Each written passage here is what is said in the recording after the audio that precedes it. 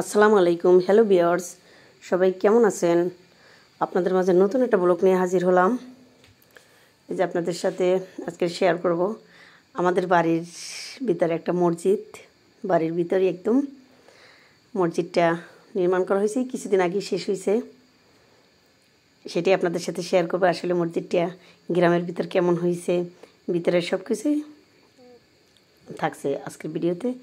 এই যে দেখেন, গ্রাম বাংলার মেঠো পথে যাওয়ার পথে কি সুন্দর ধান,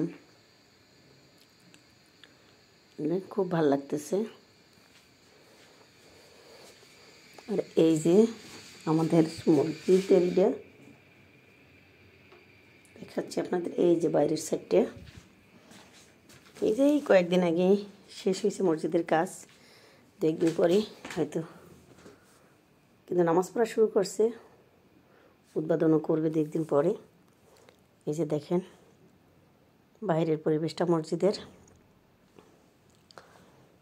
বাড়ির ভিতরে মসজিদ আসলে খুব ভালো লাগতেছে। এই যে গ্রামের ভিতরে আসলে কেমন হয়েছে মসজিদটা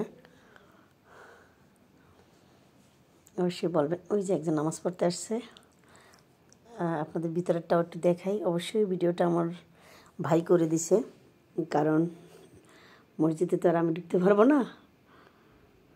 আমার ভাই নামাজ পড়তে গেছে। এই যে দেখেন,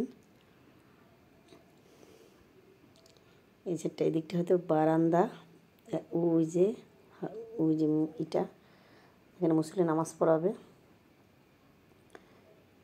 এটার ভিতরে বেশি একটা বড় না, অবশ্য ছোটোখাটোর ভিতর। এই যে দেখেন বাইরের মনোরম পরিবেশ ভিতরে বসে দেখা যায়। যে অনেক দীর্ঘদিনের একটা স্বপ্ন ছিল, এটা বাড়িতে মসজিদ করবে।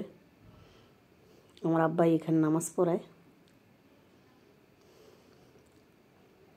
এই যে দেখেন বাইরে কি সুন্দর, টাইলসের কালারটা আসলেই দারুণ লাগতেছে। আপনাদের কাছে কেমন লাগতেছে, কেমন হয়েছে মসজিদটা, ভিতরের অংশটা অবশ্যই বলবেন আপনারা।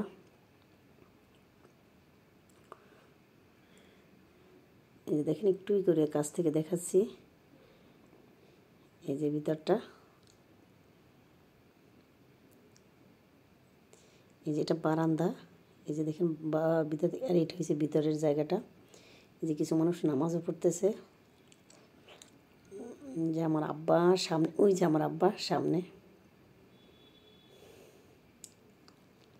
নামাজ পড়াচ্ছে। যে আমার আব্বাকে স্পষ্ট দেখাও যাচ্ছে না, একটু একটু দেখা যাচ্ছিল।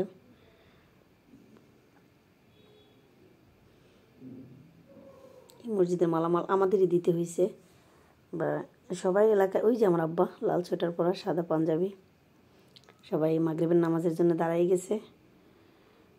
অবশ্যই আমাদের মসজিদটা কেমন হয়েছে গ্রামের ভিতর, আসলে অজপাড়া গায়ে, অবশ্যই সবাই বলবেন। আর সবাইকে ধন্যবাদ, সাপোর্ট দেবেন।